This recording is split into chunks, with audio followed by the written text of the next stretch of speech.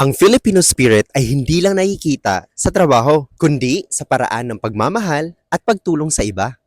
Disclaimer lang ha, maging mapanuri at mapagmasid sa pagpili ng tunay na kaibigan. Pero naniniwala pa rin ako na kahit saan mang sulok ng mundo, ang mga Pilipino ay hindi lang tinuturing na masipag. May warmth heart at handang tumulong sa iba. Ako, saksi talaga ako na kahit mahirap maghanap ng tunay na kaibigan, ako ay produkto din ng kapwa Pilipino na tumulong sa akin para sa mga unang buwan ko dito sa Japan. Napansin ko kung paano tayo tinatangkilik at minamahal sa iba't ibang bansa.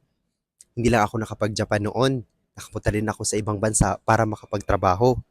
Tayo ay masipag, resilient, at maasikaso.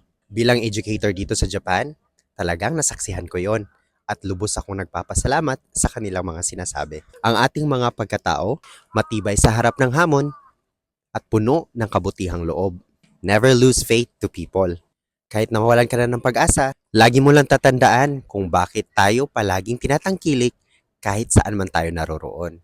Kaya kabayan, padayon lang!